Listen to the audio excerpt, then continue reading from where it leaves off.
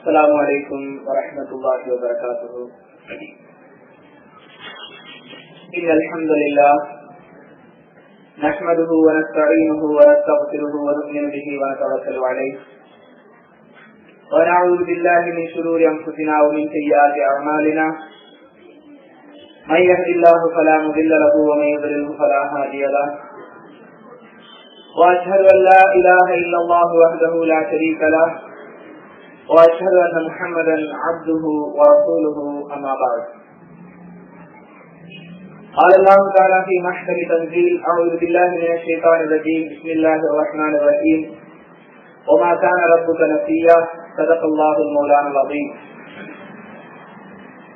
وقال نبينا صلى الله عليه وسلم: إياكم ومحدثات الأمور، كل محدثة بدعة وكل بدعة ضلالة وكل ضلالة في النار، أو كما قال عليه الصلاة والسلام.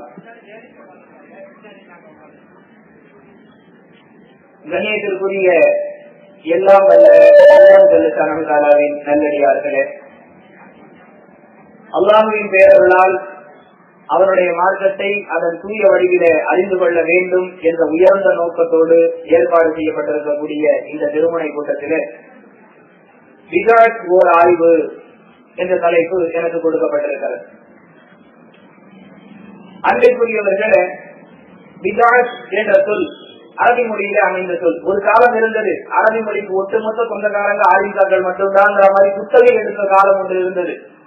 அல்லாஹ்வுடைய மாபெரும் கிருபையால் இந்த ஏதப்பு எழுச்சிக்கு பின்னால் அரபி மொழியை பார்த்து வாசிக்க தெரியாத சகோதரர்களும் திருக்குரானில் இருந்தும் ஹதீஸில் இருந்தும் ஆதாரங்களை எடுத்து சொல்லி சத்திய இஸ்லாத்தை சாதாரண மக்களும் விளங்கக்கூடிய அளவிற்கு ஒரு நிலையை உருவாக்கி தந்திருக்கிறார்கள். எனவேதான் இப்படி அரபி வாசகத்தில் உங்களுக்கு தலைப்பு தரப்பட்டிருக்கிறது, பிதாத் ஓர் ஆய்வு. அன்பிற்குரியவர்களே, இந்த தலைப்பிற்குள் செல்வதற்கு முன்னால் நாம் ஒரு அடிப்படையை விளங்க வேண்டும். எப்படிப்பட்ட ஒரு மார்க்கத்திற்கு சொந்தக்காரர்களாக நாம் இருக்கிறோம்? உலகத்திலே பல்வேறு விதமான கடவுள் கொள்கைகள், பல்வேறு விதமான ஆகமங்கள், பல்வேறு விதமான வேதங்கள், பல்வேறு விதமான இறை கோட்பாடுகள், பல்வேறு விதமான வழக்க வழிபாட்டு கொள்கைகள். ஆனால் சந்தோஷமாக சொல்லலாம், தைரியமாக சொல்லலாம், இறைவன் கொடுத்த வடிவம் மாறாமல் அதன் உண்மை வடிவத்தோடு மனித களத்திற்கு ஆட்படாத ஒரு தூய மார்க்கமாக இஸ்லாம் என்று விளங்கிக் கொண்டிருக்கிறது என்பதை சந்தோஷமாக தைரியமாக சொல்லிக் கொள்ளலாம். அப்படிப்பட்ட ஒரு தூய மார்க்கத்திற்கு சொந்தக்காரர்களாக நாம் எல்லாம் இருந்து கொண்டிருக்கிறோம். விதாயத்தை சொல்றதுக்கு முன்னாடி விதாயத்துகளால் கலங்கப்பட்டிருக்கக்கூடிய மார்க்கத்தின் தூய்மையை நாம் முதலில் விளங்க வேண்டும். எப்படிப்பட்ட மார்க்கம்? இறைவன் கொடுத்த அந்த வடிவம் மாறாமல் இருந்து கொண்டிருக்கக்கூடிய ஒரு மார்க்கம். அதற்கு சான்றாக இறைவனே அதை உறுதிப்படுத்துகிறான். இந்த குர்ஆனை நாமே கொடுத்தோம், இதை நாமே பாதுகாப்போம் என்று அல்லாஹ்வால் பொறுப்பு எடுத்துக் கொள்ளப்பட்ட பாதுகாக்கப்பட்ட ஒரு மார்க்கத்திற்கு சொந்தக்காரர்களாக நாம் இருந்து கொண்டிருக்கோம். இப்படி இறைவனால் பாதுகாப்பதற்காக பொறுப்பில் எடுத்துக் கொள்ளப்பட்ட மனித அறிவு புகுத்த முடியாத கலங்கப்படாத தூய்மையான ஒரு மார்க்கத்தில் இருந்து கொண்டிருக்கிறோம். இந்த மார்க்கத்தில் இந்த மார்க்கம் சொல்லாத, ஆனால் இந்த மார்க்கத்தின் பெயரால் அரங்கேற்றப்பட்டுக் கொண்டிருக்கக்கூடிய காரியங்களுக்கு தான் பிதாத் என்று சொல்லப்படும். பிதாத் என்ற அந்த வார்த்தைக்கு நூதனம், புதிய விஷயங்கள், புதிதாக புகுத்தப்பட்டவை, இதுதான் பிதாத் என்ற அந்த வார்த்தைக்கு அர்த்தம். அல்லாஹ்வுடைய கிருபையில நம்மள பலருக்கு பிதாத்னா என்னன்னு தெரியும். பிதாத்னா என்ன? மார்க்கம் சொல்லாத, அதே நேரத்தில் மார்க்கத்தின் பெயரால் அரங்கேற்றப்படக்கூடிய. இஸ்லாத்துக்கு அதுக்கு சம்பந்தம் இருக்காது, குர்ஆனில் அந்த செய்திக்கு ஆதாரம் இருக்காது, ஹதீஸ்ல அந்த செயலுக்கு ஆதாரம் இருக்காது. ஆனால் அந்த செயலை இஸ்லாத்தின் ஒரு அங்கமாக, இஸ்லாத்தின் ஒரு பகுதியாக அதை செய்வதும் இஸ்லாமியர்கள் மீது கடமை என்று எண்ணக்கூடிய அளவிற்கு முஸ்லிம் அல்லாத மக்கள் எல்லாம் பார்த்தா இதெல்லாம் பாய்களுடைய செயல்பாடுகளிலே கட்டப்பட்டது, இதுவெல்லாம் குர்ஆனிலே சொல்லப்பட்டது, இதுவெல்லாம் நபிகள் நாயகம் அவர்களால் காட்டி தரப்பட்டது என்று நினைக்கக்கூடிய அளவுக்கு.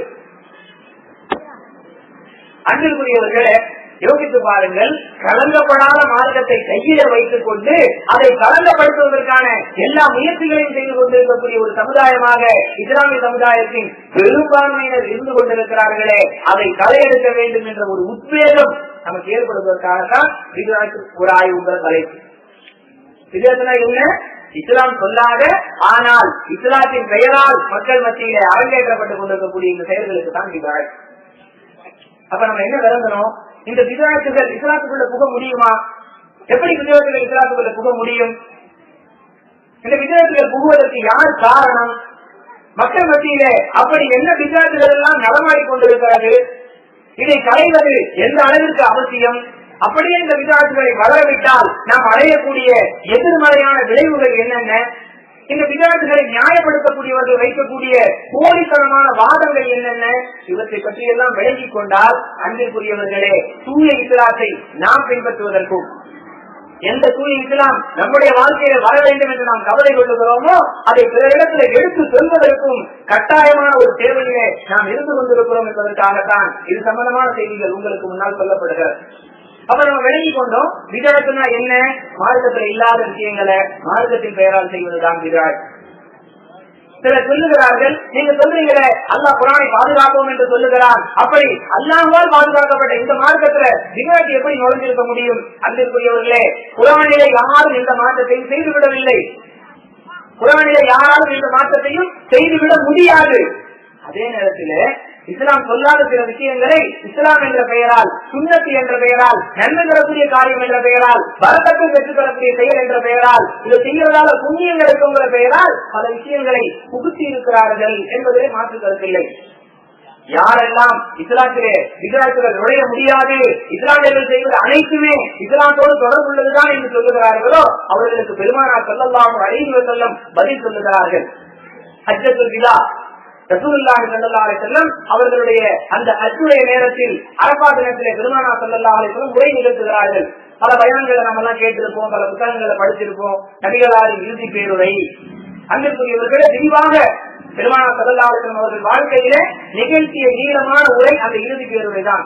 புகாரியில 7339, 7341, 7342 இப்படி இந்த ஹதீஸ்கள் எல்லாம் அந்த இறுதி பேருரையில பெருமானார் ஸல்லல்லாஹு அலைஹி வஸல்லம் என்ன செய்தியை சொன்னார்கள் என்பது பதிவு செய்யப்பட்டிருக்கிறது.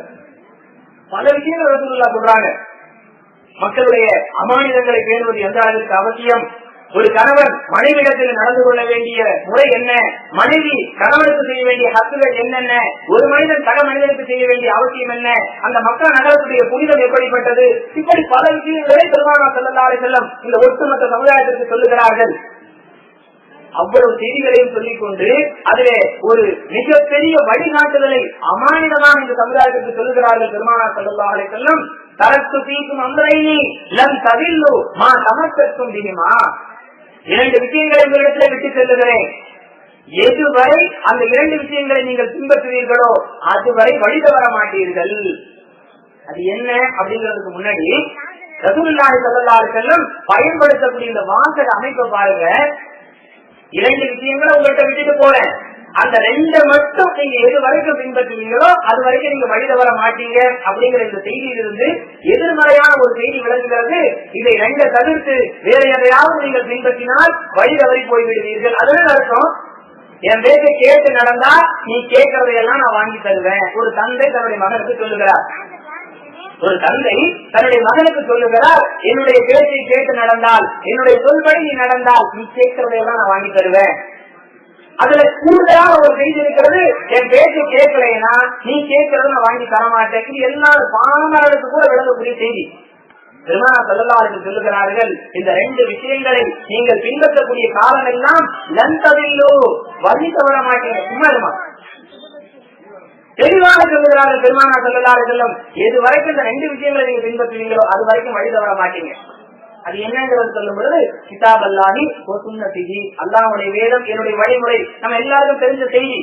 விஜாத்துகள் இஸ்லாம் சொல்லாத காரியங்கள் எப்படி இஸ்லாத்திற்குள் நுழைய முடியும் அப்படிங்கிற கேள்விக்கு இந்த ஹதீஸ் ஆதாரமாக இருக்கிறது. இது ரெண்டை தவிர்த்து வேறு எதையாவது நீங்க பின்பற்றினீங்கன்னா வழி தவறி போய்விடுவீர்கள் என்ற செய்தியை ஸல்லல்லாஹு அலைஹி வஸல்லம் எதிர்மறையாக சொல்வதிலிருந்து இது ரெண்டை தவிர்த்து வேற வேற விஷயங்களை கூட மக்கள் பின்பற்றுவதற்கு வாய்ப்பு இருக்கிறது. அப்ப இஸ்லாத்திற்குள்ள விஜாத்துகள் புக முடியும். இன்னும் அழகாக சொல்வதாக இருந்தால் பெருமானார் ஸல்லல்லாஹு அலைஹி வஸல்லம் அவர்கள் மஹ்ஷர் மைதானத்துடைய நிகழ்வுகளை எல்லாம் நமக்கு சொல்லி காட்டுகிறார்கள். அந்த மஹ்ஷர் மைதானம் எப்படிப்பட்டதாக இருக்கும், அங்கே எப்படிப்பட்ட விசாரணை நடைபெறும், அந்த நாளுடைய நெருக்கடி எப்படிப்பட்டது, அங்கே யார் யாரெல்லாம் என்னென்ன சூழ்நிலையிலே கொண்டு வந்து நிறுத்தப்படுவார்கள் என்ற தொடர் விஷயங்களை பல ஹதீஸ்கள் வாயிலாக நபி ஸல்லல்லாஹு அலைஹி வஸல்லம் சொல்லி காட்டுறாங்க. அதுல ஒரு செய்தியை சொல்லுகிறார்கள். அல்லாஹு தஆலா கௌசர் தடாகம் என்று சொல்லக்கூடிய ஒரு நீர்நிலையை எனக்காக கொடுப்பான். அவங்களுக்காக அல்லாஹ் கொடுப்பான். கௌசர் என்று சொல்லக்கூடிய ஒரு தடாகத்தை, ஒரு குளம், நம்ம வாகையில சொல்றதா ஒரு தொட்டி, ஒரு குளங்கிற மாதிரி புரியறதுக்காக ஒரு தடாகம், ஒரு நீர்நிலை, அதை அல்லாஹு தஆலா ரசூலுல்லாஹி ஸல்லல்லாஹு அலைஹி வஸல்லம் அவர்களுக்காக கொடுப்பான். யாரெல்லாம் பெருமானார் ஸல்லல்லாஹு அலைஹி வஸல்லம் அவர்களிடத்திலிருந்து அந்த கௌசர் தடாகத்துடைய தண்ணீரை பருகி விடுகிறார்களோ, குடித்து விடுகிறார்களோ, கியாமத் வரைக்கும், அந்த நியாய தீர்ப்பு நாள் வழங்கப்படும் வரைக்கும் அவர்களுக்கு எந்த விதமான தாகமும் ஏற்படாது ஸல்லல்லாஹு அலைஹி வஸல்லம் சொல்றாங்க. பெருமானாருக்கு அல்லாஹ்வால் வழங்கப்பட்ட அந்த கௌசர் தடாகத்திலிருந்து நபி ஸல்லல்லாஹு அலைஹி வஸல்லம் அவர்களுடைய கையால் அந்த நீரை யார் பருகி விடுகிறார்களோ அவர்களுக்கு அதுக்கு பிறகு தாகங்கிறதே, தண்ணியுடைய தேவையே இருக்காது. அப்படிப்பட்ட ஒரு வாய்ப்பை அல்லாஹ்வுடைய தூதரை கொண்டு அவர்களுடைய உம்மத்திற்கு அல்லாஹ் வழங்குவான். அப்ப சொல்றாங்க நபி ஸல்லல்லாஹு அலைஹி வஸல்லம், மக்கள் எல்லாம் வரிசையா வருவாங்க, என்னிடத்தில் அந்த தண்ணீரை பெற்று பருகி கொண்டே ஒவ்வொருத்தரா குடிச்சு போயிட்டே இருப்பாங்க. அந்த வரிசையில என்னிடத்திலிருந்து அந்த கௌசர் தடாகத்துடைய தண்ணீரை பெற்று பருகுவதற்காக சில மக்கள் வருவார்கள். அந்த மக்களை ஒரு குறிப்பிட்ட ஒரு பிரிவினரை மலக்குகள் விரட்டுவார்கள். ரசூலுல்லாஹ் பாக்குறாங்க, ஒரு வரக்கூடிய மக்களோடு மக்களால் சிலர் வருகிறார்கள். அந்த ஒரு குறிப்பிட்ட ஒரு சிலரை மலக்குகள் அடித்து விரட்டுறாங்க. நீங்க போங்க, உங்களுக்கு இந்த தண்ணி குடிக்க அருகதை இல்ல, நீங்க போங்க. பெருமானார் ஸல்லல்லாஹு அலைஹி வஸல்லம் பார்க்கிறார்கள், அவ்வளவு பேருமே நபி தோழர்கள். மலக்குகளால் விரட்டப்படக்கூடிய மலக்குகள் அடித்து விரட்டுறாங்கல்ல, யாரு? நீங்களும் நானும் இல்ல, பெருமானார் ஸல்லல்லாஹு அலைஹி வஸல்லம் அவர்களால் அடையாளம் காணப்படக்கூடிய அவர்களுடைய காலத்திலே வாழ்ந்த நபி தோழர்கள். அதை எப்படி நாம சொல்றோம்? சொல்றாங்க அஸ்ஹாபி அஸ்ஹாபி, அவங்களாம் என்னுடைய தோழர்கள், அவங்களையே விரட்டுறீங்க. மலக்குகளை பார்த்து கேட்கிறார்கள் பெருமானார் ஸல்லல்லாஹு அலைஹி வஸல்லம், அவங்கெல்லாம் என்னுடைய தோழர்கள், என் அருமை சஹாபாக்கள், அவங்களையே விரட்டுறீங்க. தாங்கள் ஏன் அவர்களை விரட்டுகிறோம் என்ற அந்த செயலுக்கான காரணத்தை மலக்குகள் சொல்லுகிறார்கள். உங்களோட தான் இருந்தாங்க, உங்க தோழர்கள் தான், ஆனால் உங்களுக்கு பின்னால் இவர்கள் மார்க்கத்திலே இல்லாத காரியங்களை புகுத்தி விட்டார்கள், அதன் விதங்களுடைய அடிப்படையில் செயல்பட ஆரம்பித்து விட்டார்கள். அதனால இந்த தண்ணீரை பருகிறதுக்கான தகுதி அவர்களுக்கு இல்லை என்று மலக்குகள் சொன்ன பிறகு பெருமானார் ஸல்லல்லாஹு அலைஹி வஸல்லம் அவங்களை முன்னாடியே கொண்டு வராங்க, அங்கிருந்து கூட்டிட்டு போயிருங்கன்னு சொல்லி நபி ஸல்லல்லாஹு அலைஹி வஸல்லம் அவர்களே விரட்டுவார்கள் என்று நபி அவர்களே சொல்லுகிறார்கள். இந்த சம்பவத்திலிருந்து நாம என்ன விளங்குறோம்? அல்லாஹ்வுடைய தூதரை பார்த்து அவர்களுடைய பாசறையிலே வார்த்தெடுக்கப்பட்டு அவர்களிடமிருந்து நேரடியான இஸ்லாத்தை படித்துக் கொண்ட சஹாபாக்களுடைய வாழ்க்கையிலேயே விஜயத்துகள் நுழைந்து விட்டது. அப்ப மார்க்கத்தில் விஜயத்துகள் நுழைவதற்கு வாய்ப்பு இருக்கிறது என்பது தெளிவாக விளங்குகிறது. இன்னும் உறுதியாக சொல்லுவதாக இருந்தால், அல்லாஹ்வுடைய கோபத்திற்கு ஆளாகி ஷைத்தான் அல்லாஹ்வால் விரட்டப்படுகிறார். நம்ம எல்லாருக்கும் தெரியும், ஆதம் அலைஹிஸ்ஸலாம் படைக்கப்பட்ட சம்பவம், மலக்குகளை எல்லாம் அல்லாஹ் தந்தா செய்ய சொன்னா எல்லாருமே தெரிஞ்சு வச்சிருக்கோம் அடிப்படை இஸ்லாமிய கொள்கையில. அந்த செயல்பாடு, மாறுபட்ட செயல்பாட்டின் காரணமாக ஷைத்தான் அல்லாஹ்வால் விரட்டி அடிக்கப்படும் பொழுது மனிதர்களை வழிகெடுப்பதற்கான அனுமதியை அல்லாஹ்விடமிருந்து ஷைத்தான் கேட்டு பெறுகிறார். அப்ப அல்லாஹ் அனுமதி கொடுக்கிறான். யார் உண்மையான அதிகாரிகளோ அவர்களை உன்னால வழிகெடுக்க முடியாது என்று சொல்லிவிட்டு வழிகெடுப்பதற்கான அதிகாரத்தையும் அல்லாஹ்வே ஷைத்தானுக்கு வழங்கி இருக்கிறான். அல்லாஹ்வால் அதிகாரம் வழங்கப்பட்ட ஷைத்தான் நம்மிடத்திலிருந்து விதாத்துகளை நம்முடைய வாழ்க்கையில நுழைப்பதற்கு முயற்சி செய்வான் என்பதற்கு குர்ஆன் ஆதாரமா இருக்குதா இல்லையா? அப்ப என்ன அடிப்படை நம்ம விளங்கணும்? இஸ்லாத்தில விதாத்துகள் இருக்கிறது, இஸ்லாத்தில இல்ல, இஸ்லாத்தின் பெயரால் இஸ்லாமியர்களிடத்திலே விதாத்துகள் இருக்கிறது என்பதற்கு குர்ஆனுடைய வசனம், இந்த ஹதீஸ்கள் எல்லாம் சான்றாக இருக்கிறது என்ற அடிப்படையை நம்ம விளங்கிக் கொள்ளணும். அன்பிற்குரிய சகோதர சகோதரிகளே, இவ்வளவு தெளிவாக சொல்லப்பட்ட பிறகு கூட மூலத்தனமாக சிலர்கள் வாதிடுவார்கள் என்று சொன்னால் அவர்களுடைய வாதம் என்ன? அந்த சொத்தை வாதத்திற்கு குர்ஆன் ஹதீஸிலிருந்து சத்தான பதில்கள் என்னென்னங்கிறத கடைசியா பார்ப்போம். இப்ப பிஜாத்துன்னு சொல்றீங்க, மார்க்கம் சொல்லாத காரியங்களை மார்க்கத்தின் பெயரால் மக்கள் செய்கிறார்கள் என்று சொல்லுகிறீர்களே, அப்படி என்ன பிஜாத்துகள் இருக்கிறது? அதை விளங்கணும் இல்ல? அப்படி விளங்கினாதான் அது போன்ற செயல்கள் ஏதேனும் நம்மிடத்தில் இருந்தால் நம்மை நாம் முதலில் தூய்மைப்படுத்திக் கொள்வதற்கு ஒரு வாய்ப்பாக இருக்கும். சொல்றதா இருந்தால் அன்பிற்குரியவர்கள், ஈமானுக்கு அடுத்தபடியான மிக மிக முக்கியமான ஒரு வணக்கம் தொழுகை. பெருமானார் ஸல்லல்லாஹு அலைஹி வஸல்லம் சொல்றாங்க, மறுமை நாளிலே முதன்முறையாக உங்களிடத்துல தொழுகையை பற்றி தான் விசாரிக்கப்படும் அப்படிங்கிற கருத்துல ஹதீஸ்கள் இருக்கிறது. பெருமானார் ஸல்லல்லாஹு அலைஹி வஸல்லம் உலகத்தை விட்டு பிரியும் பொழுது அவர்களுடைய உயிர் பிரியக்கூடிய நேரத்திலே கூட தொழுகை விஷயத்தில் அல்லாஹ்வை பயந்து கொள்ளுங்கள், தொழுகை விஷயத்தில் அல்லாஹ்வை பயந்து கொள்ளுங்கள், தொழுகை விஷயத்தில் அல்லாஹ்வை பயந்து கொள்ளுங்கள் என்று எச்சரிக்கும் விதமாக சொன்னார்கள். அப்படிங்கிற கருத்துல எல்லாம் ஹதீஸ்களை பார்த்தோம். அன்பிற்குரியவர்களே, இந்த இடத்துல ஒரு கருத்தை நம்ம பதிவு செய்யணும். ஏகத்துவம் பேசுகிறோம், எல்லாமே குர்ஆன் ஹதீஸ் அடிப்படையில தான் நடக்கணும்னு சொல்லி வம்பு சண்டையெல்லாம் இருக்கிறோம். தொழுகை விஷயத்துல கோட்டை விடக்கூடிய தௌஹீத்வாதிகள் ஏராளம். எச்சரிக்கையா இருந்து கொள்ளுங்கள் அன்பிற்குரியவர்களே. அல்லாஹ்வை கூட எச்சரிக்கை செய்யக்கூடிய விஷயம் மரண தருவாயிலே சரியா பேச முடியல ரசூலுல்லாஹ்வால. அந்த நேரத்துல கூட தொழுகை விஷயத்தை எச்சரிக்கை செய்கிறார்கள். அப்படிப்பட்ட ஒரு உயர்ந்த வணக்கம் தொழுக. அந்த தொழுகையில எவ்வளவு விதத்துகள் தெரியுமா? என்ன விதத்துகள்? இஷ்ராக் அப்படின்னு சொல்லிட்டு ஒரு தொழுகை. குறிப்பா கபரிக்காரங்களும் தரீகாவாதிகளும் இதை ஒரு மிகப்பெரிய வணக்கமாகவே எடுத்துக்கொண்டு தொழுகிறார்கள். சுபுஹ் தொழுத பிறகு சூரியன் உதிக்கும் வரை காத்திருந்து சூரியன் உதித்து 20 நிமிடங்கள் கழித்த பிறகு இஸ்ராக் சொன்னா மஷ்ரிக் என்ற வார்த்தையிலிருந்து உதயம், அது வேற பெரிய அர்த்தம் கிடையாது. மஷ்ரிக் சொல்லுவோம், மஷ்ரிக் என்று சொன்னா உதித்தல், சூரியன் உதயமாகுதுன்ற வார்த்தை அடிப்படையாக இஸ்ராக் சூரியன் உதித்தவுடன் தொழக்கூடிய ஒரு தொழுகை என்று சொல்லிக் கொண்டு யார் தினமும் காலை 4 ரக்காத்துகள் இஸ்ராக் தொழுகிறார்களோ அவர்களுக்கு என்ன நன்மை கிடைக்கும் தெரியுமா? சொல்றாங்க. என்ன நன்மை கிடைக்குது? முதல் 2 ரக்காத் தொழுதா அன்னைக்குள்ள எல்லா தேவைக்கும் அல்லாஹ் பொறுப்பேற்றுக் கொள்வான். தொழாதவங்களுக்கு யார் பொறுப்பேற்க செய்தார்? அன்னைக்குள்ள முதல் 2 ரக்காத் தொழுதா அன்னைக்குள்ள எல்லா தேவைக்கும் அல்லாஹ் பொறுப்பேற்றுக் கொள்வான். அடுத்த 2 ரக்காத்துகள் தொழுதால் ஒப்புக்கொள்ளப்பட்ட ஹஜ் உம்ராவுடைய நன்மை கிடைக்கும். அதனால யாரும் இஸ்ராக் தொழுவதை விட்டு விடாதீர்கள். அன்பிற்குரியவர்களே, ஒட்டுமொத்த ஜமாஅத் உலமாவுக்கும் நாம் சவாலாக சொல்லுகிறோம். குர்ஆன்லயோ ஹதீஸ்லயோ இஸ்ராக்ல ஒரு தொழுகையை காட்டட்டும், பொது சபையில நம்ம மன்னிப்பு கேட்க தயார். குர்ஆன்லயும் ஒட்டுமொத்த நபிமொழி தொகுப்புகளையும் இஸ்லாம்ங்கிற ஒரு தொழுகை இருக்கிறது என்பதற்கு ஆதாரபூர்வமான ஹதீஸையோ ஒரே ஒரு குர்ஆனுடைய வசனத்தையோ காண்பித்தால் நாம் என்ன செய்யலாம்? நாமளும் தொழ ஆரம்பிச்சிடலாம், உங்களை எல்லாரையும் தொழ சொல்லலாம். நாம் இவ்வளவு நாள் அது இல்லைன்னு சொன்னோமே, அது தவறு என்று பகிரங்க மன்னிப்பு கேட்கலாம். அவர்களால் சொல்ல முடியாது. இஸ்லாம்ங்கிற ஒரு தொழுகையே இல்ல, தொழுகையில விஜயத்தை கொண்டு பூத்திட்டாங்க இஸ்லாம்ங்கிற தொழுகைங்கிற பெயர்ல. அதே போன்ற அன்பிற்குரியவர்களே, மகரிபுக்கு பிறகு அவ்வாபீன் அப்படின்னு ஒரு தொழுகை. இதெல்லாம் தொழுகையில என்னென்ன விஜயத்துகளை பூட்டி இருக்கிறார்கள் நம்ம விழிப்புணர்வோடு தெரிந்து கொள்ள வேண்டும். மகரிபுக்கு பிறகு அவ்வாபீன், இதையும் கபரிக்காரங்களும் தரீகாவாதில முடிவு கோஷ்டி எல்லாம் சேர்ந்து இஸ்லாத்துல ஏற்படுத்தின ஒரு புதிய, இஸ்லாத்துல இல்லாத ஆனால் இஸ்லாத்தின் பெயரால ஒரு புதிய பழக்கம். அது என்ன அப்படின்னு சொன்னா அவ்வாபீன் என்ற ஒரு தொழுகை. அந்த தொழுகையை யார் தொழுகிறார்களோ அவர்கள் ஒருபோதும் ஏழையே ஆக மாட்டாங்களாம். எவ்வளவு பெரிய சான்ஸ்! அன்பிற்குரியவர்களே, எங்கேயாவது நீங்க இஸ்லாமிய அடிப்படையில வாழ்ந்தா நீங்க ஏழையே ஆக மாட்டீங்கன்னு ரசூலுல்லாஹ் சொல்லி தந்தாங்களா?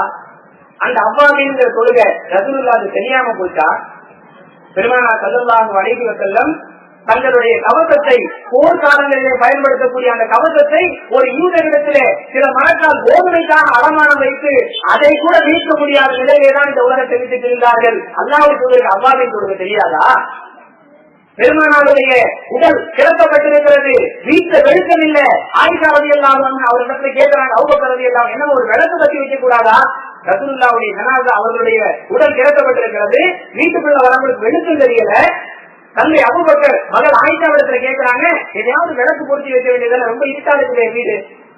விளக்கு பத்தி வைக்கிற அளவுக்கு வெளிச்சம் என்ன இருந்தா அதை தொட்டு நாங்க அதை சாப்பிட்டு பசியாறி இருப்போம் ஆயிஷா ரலியல்லாஹு சொல்றாங்க. விளக்கு பத்த வைக்கிற அளவுக்கு எங்கிட்ட அந்த ஆணி உதைத்துணி எண்ணெய்னு சொல்றோம்ல, அந்த எண்ணெய் விளக்கு பத்த வைக்கிற அளவுக்கு என்ன இருந்தா அதை குறிச்சு நாங்க பசிய போட்டு இருக்க மாட்டோமா? எதுக்குமே வாய்ப்பு இல்ல. அல்லாஹ்வுடைய தூதர் இந்த அவ்வாபீன் தொழுந்தா முகேஷ் அம்பானி என்ன, அரசியல் தலைவர் நிலா ராடியா என்ன, அதோட பணக்காரங்களா ரசூலுல்லாஹ் ஆயிருப்பாங்க. பெற்ற ஊழல் இல்ல, அது மாதிரி பன்மடங்கு பணத்தை ரசூலுல்லாஹ்ல அவ்வாபீன் தொழுகை ஊழல் இல்ல. நியாயமான முறையில் அல்லாஹ் வாங்கி இருக்க முடியுமா? முடியாதா? குர்ஆனிலேயோ ஆதாரபூர்வமான ஹதீஸ்களிலேயோ இந்த அவ்வாபீன்கிற ஒரு தொழுகையே இல்ல. தொழுகைங்கிற பேரால ஒரு விகிதாத்தை புகுத்தி சமுதாயத்தை வழிகேட்டின் பக்கம் அழைத்து செல்லக்கூடிய வேலையை பொதுவாக கபரிக்காரங்களும் தரீகாவாதிகளும் செய்கிறார்கள். இதற்கு உலமாக்கள் ஆலிம்கள் நாங்கள்தான் மார்க்கத்துடைய பாதுகாவலர்கள் சொல்லிட்டு தங்களை மார்க்கெட்டிக் கொள்கிறார்களே அவர்களும் கொண்டு போறாங்க. எதுக்கெல்லாம் தேவையோ அதுக்கெல்லாம் செய்யறது இல்ல. சென்னையில ஒரு மீட்டிங், பிஜேக்கு சலாம் சொல்லலாமா அப்படின்னு தலைப்புல ஒரு மீட்டிங்.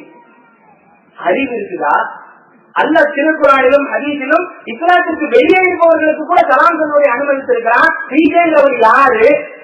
அவருக்கு தலாந்தரமான கூட்டம் போடுற நீங்க உங்க சமுதாயத்துல மண்டி கிடக்கக்கூடிய மூல பழக்க வழக்கங்களை எதிர்த்து கூட்டம் போட்டிருந்தா பெரும்பான்மை இஸ்லாமிய சமுதாயம் மூல பழக்கத்தை விட்டு விலகி இருக்குமா? எவ்வளவு பாதுகாப்பு பெற்றிருக்கும்? எத்தனை சதவீத மக்கள் சூழத்தை நோக்கி பயணிக்கக்கூடியவர்களாக மாறி இருப்பார்கள்? இதுக்கெல்லாம் கூட்டம் போடக்கூடிய ஜமாத்து மூலமா விஜயத்தை ஒழிக்கிறதுக்கு ஏன் ஒழிக்கிறதுக்கு கூட்டம் போடுறதுன்னு ஆதரிக்கிறதே அவங்க தானே. கதை இருக்கிறதே உலமாக்கள், அவங்க எங்க நிறுத்து கூட்டம் போட போறாங்க? அன்பிற்குரியவர்களே, இப்படி இஸ்ராத்துங்கிற பேர்ல தொழுகையில விஜய், அவ்வாபிங்கிற பேர்ல தொழுகையில விஜய், இன்னும் இதை பத்தி பேசலாம். தப்சீர் கொள்கை நிறைய பேருக்கு தெரியாது. நம்மள தெரியாத வரைக்கும் அல்ஹம்துலில்லாஹ் 4 ரக்காத்துல சொல்லுவாங்க, 2 ரக்காத்துக்கு அரை மணி, 4 ரக்காத்துக்கு 1 மணி நேரம் 300 தஸ்பீஹ் ஓதணும். சுப்ஹானல்லாஹி வல்ஹம்துலில்லாஹி வலா இலாஹ இல்லல்லாஹு வல்லாஹு அக்பர் அப்படிங்கிற தஸ்பீஹ் எப்படி நிலையில நிற்கும் பொழுது 15, ருக்குல 10, ருக்குல 70, சஜ்தாவுல எப்படி குழப்பமா சொன்னாலும் நீங்க தெரியாதவங்க குழந்தைங்க. அதனால பேசா தஸ்பீஹ் தொழுகைங்கிற ஒரு தொழுகை, இதுவும் குர்ஆன்லயோ ஹதீஸ்லயோ இல்ல, அபூதாவுதுல ஒரு பலவீனமான செய்தி. இது ஆதாரமா வச்சுக்கிட்டு தஸ்பீஹ்ங்கிற ஒரு பித்அத்தை புகுத்துறாங்க. காலிபே ஜனாஸா, மனிதர் இறந்து விட்டால் அவர் இணை வைக்காதவராக இருந்தால் அவருக்காக பாவ மன்னிப்பு தேட வேண்டும் என்பதற்காக ரசூலுல்லாஹி ஸல்லல்லாஹு அலைஹி வஸல்லம் சொல்லிக் கொடுத்த ஒரு முறை ஜனாஸா தொழுகை என்று சொல்லக்கூடிய பாவ மன்னிப்பு தேடக்கூடிய தொழுகை. யாருக்கா இருக்கணும்? இணை வைக்காத நிலையில் மரணித்தால் தான் அவருக்கு ஜனாஸா தொழுகை. நீங்க பார்த்தோம்னு சொன்னா இந்த நம்ம சுன்னத் ஜமாத் பள்ளிவாசல் நடக்கிற ஜனாஸா தொழுகைகள் 1% கூட நீங்காது. சொல்லும் போது எப்படி சொல்றாங்க, அவர் மையத்துக்கு வந்திருக்கவங்க சொல்றாங்க, வருஷம் தவறாம நாகூருக்கு போயிடுவாருங்க, நல்ல மனுஷன் போய் சேர்ந்துட்டாரு. பகிரங்கமான இணை வைப்பில் இருந்து கொண்டிருக்கிறார். அதை பிறப்பிற்கு சொல்லிக் கொண்டு அவருடைய ஜனாஸா தொழுகையில கலந்து கொள்றாங்க. அல்லாஹ்வுடைய தூதருக்கே இந்த அதிகாரத்தை வழங்கல இணை வைப்பாளருக்கு ஜனாஸா தொழுகை நடத்துவதற்கு. அது வேற விஷயம். செய்தி என்னன்னா, காயிபே ஜனாஸா, மறைவான ஜனாஸா. என்ன, யாராவது பிரமுகர் எங்கேயாவது இறந்து போயிட்டாருன்னா அவருக்கு அவங்க ஊர்ல ஜனாஸா தொழுகை நடக்கும். இங்க இருக்கவங்க அங்க போய் ஜனாஸா தொழுகையில கலந்து முடிக்கிறேன்னு சொல்லிட்டு இங்கேயே அவருக்கு தொலை வைப்பாங்க. என்னது ஆதாரம்? நஜ்ஜாசி மன்னருக்கு ரசூலுல்லாஹி ஸல்லல்லாஹு அலைஹி வஸல்லம் ஜனாஸா தொலை வச்சாங்க, அதனால நாங்க தொலை வைக்கிறோம். நஜ்ஜாசி மன்னருக்கு ஜனாஸா தொலை வைக்கப்படவில்லை. உதாரணமா, நான் இங்க செங்கல்பட்டுல மூத்தாயிட்டேன், பயணத்துல மூத்தாயிட்டேன், என்னுடைய மூச்சை யாருக்குமே தெரியல, யாரோ அனாதை பிறகு என்று எங்களை கொண்டு அழைக்கிட்டாங்க, ஜனாஸா தொலை வைக்கப்படவில்லை என்று உறுதியாக தெரிந்தால் நீங்க தொலை வைக்கிறது ஹதீஸுடைய அடிப்படை. கலீல் அஹ்மது கீரனூரி என்கிற ஒரு நாடு அறிஞர், அவர் ஒப்பந்தாயிட்டாரு. அவங்க ஊர்ல அவருக்கு முறையாக ஜனாஸா தொலை வைக்கப்பட்டது. தமிழகத்துடைய பல பகுதிகளில் ஜனாஸா தொலை வைக்கப்பட்ட ஒருவருக்காக ஜமாத் உலமா சார்பில், அகல சுன்னத் வல் ஜமாத் சார்பில், பள்ளி நிர்வாகிகள் சார்பில் பல ஊர்ல காயிபே ஜனாஸா. பித்அத்தா இல்லையா? அல்லாஹ்வுடைய தூதர் காட்டி தராத எவ்வளவு பெரிய விஷயமா இருந்தாலும் அது பித்அத்து தான். இப்படி தொழுகையில பித்அத், ஜும்மாவுல பித்அத். எப்படி 12 மணிக்கு ஒரு பாங்கு, இமாம் மெம்பர்ல ஏறின பிறகு ஒரு பாங்கு, இது ஒரு பித்அத். அது தமிழ்ல கீழ பயான், மெம்பர்கள் அரபியில பயான், இது ஒரு பித்அத். ஏங்க, இந்த தொழுகைக்கு அழைப்பு கொடுக்கக்கூடிய பாங்குல பித்அத். அல்லாஹ்வுடைய தூதர் பாங்கு எப்படி சொல்லணும்ங்கிற ஒரு மொழியை சொல்லி தந்திருக்கிறார்கள். இல்ல ரசூலுல்லாஹ்வுக்கு பாங்கு சொல்ற விவரம் பத்தல. தமிழகத்துல பல ஊர்கள்ல இல்லாம இருக்கலாம், பெரும்பாலான ஊர்கள் இருக்குது. பாங்கு சொல்றதுக்கு முன்னாடி ஒவ்வொரு ஊர்ல ஒவ்வொரு செய். சில ஊர்கள்ல அல்லாஹும்ம ஸல்லி அலா சய்யிதினா நபீனா ஹபீபனா ஷஃபீனா மௌலானா முஹம்மது செய்த தலவாத்து. இன்னும் சில ஊர்கள்ல அவுது பில்லாஹி மினஷ் ஷைத்தானிர் ரஜீம், பிஸ்மில்லாஹிர் ரஹ்மானிர் ரஹீம், சுப்ஹானல்லாஹி வல்ஹம்துலில்லாஹி. இப்படி அன்பிற்குரியவர்களே, மாநில அறிஞர்கள் இதை கேட்டுக்கிட்டு இருக்கிறாங்க, தடுப்பதற்கு திராணியற்றவர்களாக இருக்கிறார்கள். மோதினார கூப்பிட்டு ஏங்க அல்லாஹ் அக்பர் தான் வாங்க ஆரம்பிக்கணும், அதுதான் ஹதீஸ் இருக்குது சொல்லணுமா இல்லையா? பகிரங்கமான விஜயத்துகள் அரங்கேறி கொண்டிருக்கு. இதெல்லாம் நடைமுறையில உள்ள விஜயத்துகள். கூட்டு துவா பெருமானார் ஸல்லல்லாஹு அலைஹி வஸல்லம் இமாமத் செய்த காலங்களில், தொலை வைத்த காலங்களில் ஒரே ஒரு சந்தர்ப்பத்திலாவது கூட்டு துவா ஓடி இருக்கிறார்கள் என்பதை ஒட்டுமொத்த தமிழக ஜமாத்துல் உலமா அல்ல, ஜம்மியத்துல் உலமா ஹிந்தி என்று சொல்லுவார்கள், இந்தியாவுடைய ஜமாத்துல் உலமா சபை, அவர்களுக்கு நம்ம பகிரங்கமான அறைகூவலாக சொல்லுகிறோம். எங்கேயாவது காட்ட சொல்லுங்க. பெருமானார் ஸல்லல்லாஹு அலைஹி வஸல்லம் தொழுது முடிச்ச பிறகு கூட்டு துவா ஓடுனாங்க. சஹாபாக்கள் பின்னாடி ஆமீன் ஆமீன் கோரத்தை ஆமீன் போட்டாங்க. ஒரு ஆதாரம் காட்ட சொல்லுங்க, நம்ம எல்லாரும் கூட்டு துவா ஓடி தொலை வைக்க ஆரம்பிச்சிருவோம். முடியாது. அல்லாஹ்வுடைய தூதருடைய காலத்தில் இல்லாத பித்அத் மார்க்கத்தின் பெயரால், ஆனால் மார்க்கம் சொல்லாத சில செய்திகளை செய்து கொண்டிருக்கிறார்கள். அதுல வந்து கூட்டு துவா. இப்படி தொழுகை தொடர்பான விஷயங்கள், தொழுகைக்கான அழைக்கப்படக்கூடிய பாங்குடைய விஷயங்கள், இவ்வளத்தையும் பித்அத்தை செய்யக்கூடிய மக்கள் நாங்க எதுலையும் கலைச்சவங்க இல்லைன்னு சொல்லி நோம்புல பித்அத். என்ன நோம்புல பித்அத்? செங்கல்பட்டு பகுதியில் இருக்குதா இல்லையான்னு தெரியல. பெண்கள் மட்டுமே செய்யக்கூடிய ஒரு ஸ்பெஷல் பித்அத் என்னன்னு சொன்னா 14 செய்யறது நோம்பு. ஒவ்வொரு மாசமும் வேற 16 அன்னைக்கு நோன்பு வைக்கணும். அது மாதிரி எவ்வளவு நாள் வைக்கணும்? 16 மாசம் வைக்கணும். கேள்விப்பட்டிருக்கு. சிலருக்கு தெரியாம இருக்கலாம். தெரியாத வர எதுவெல்லாம் தெரியவில்லையோ அல்ஹம்துலில்லாஹ். ஏன்னா தெரிய வேண்டிய விஷயங்கள் இல்லை இதெல்லாம். ஒவ்வொரு மாதமும் பிறை 14 அன்று மட்டும் நோன்பு வைக்கணும். எத்தனை மாதம்? 16 மாதம் இந்த மாதிரி தொடர்ச்சியா செஞ்சுட்டு 16வது மாதம் வெல்லம் எள்ளு இது ரெண்டையும் வச்சு பாத்தியா வரணுமா? இஸ்லாத்துக்கு எள்ளுக்கு என்ன சம்பந்தம்? இஸ்லாத்துக்கு வெள்ளத்துக்கு என்ன சம்பந்தம்?